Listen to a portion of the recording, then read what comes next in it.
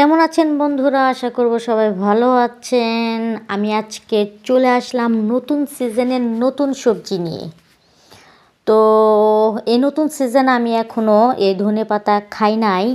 আর হচ্ছে আমার সাথে আছে ফুলকপি ভাইয়া, তার সাথে আছে আলু ভাইয়া, তার সাথে আছে বেগুন ভাইয়া। তো এই সিজনে এই ভাইয়াদের রান্না করে খাবো মাছ দিয়ে। তো এই যে হচ্ছে একটা একটা করে বেগুন বের করছি। এখানে হচ্ছে 1.5 কেজি বেগুন আছে। এই বেগুন দিয়ে ইলিশ মাছ দিয়ে রান্না করতে আমার খুবই ভালো লাগে এবং কি রান্না করে খেতেও অনেক সুস্বাদু লাগে।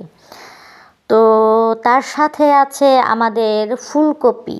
তো এই ফুলকপি আমি মাছ দিয়ে নতুন আলু দিয়ে রান্না করে খেতে খুবই ভালোবাসি। সর্বপ্রথম ভিডিওতে যেটা দেখাইছি সেটা হচ্ছে নতুন আলু আর হচ্ছে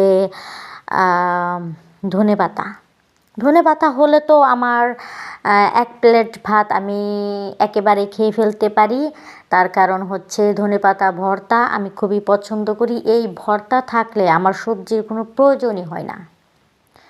তো চলে আসুন এবং চলে যাই আমরা আমাদের সবজি কাটাকাটি নিয়ে। রান্না করতে হলে তো আগে সবজি কাটতেই হবে, তাই না? তো সর্বপ্রথম চলেন আমরা সবজি কাটি এবং দেখি।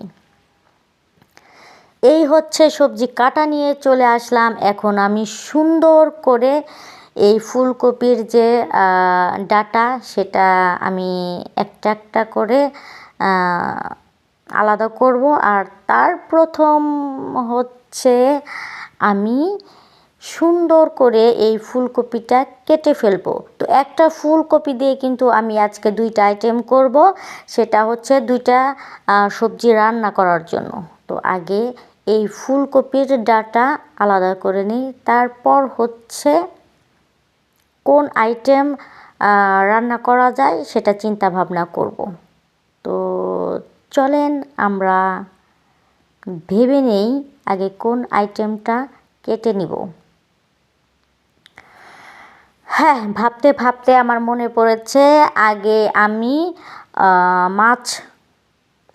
মাছ দিয়ে রান্না করব, সেই সবজিটাই কেটে নিব। তারপর হচ্ছে নতুন আলু দিয়ে ফুলকপি দিয়ে ভাজি করব। এই যে আমার সবজি কাটাকাটি শেষ। আমি মাছ দিয়ে আলু দিয়ে ফুলকপি দিয়ে রান্না করব, সেটা সবজি আলাদা করেছি। তারপর হচ্ছে ফুলকপি দিয়ে আর আলু দিয়ে ভাজি করব, সেইটা আইটেম আলাদা করেছি। আর হ্যাঁ, তার সাথে কিন্তু আমাদের ধনেপাতা আছে। ধনেপাতা ভর্তা অবশ্যই আমার লাগবে। আলুটা কাটি নাই, কিছুটা আলু বেঁচে গিয়েছে তো রেখে দিলাম। চলেন আমরা একটা একটা করে সব কিছু ফ্রিজে রাখি।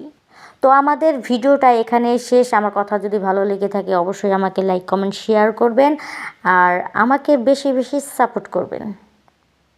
আর সাপোর্ট করার জন্য আপনাদের সবাইকে অনেক অনেক ধন্যবাদ এবং কি আমার ভিডিওটা দেখার জন্য অনেক অনেক ধন্যবাদ।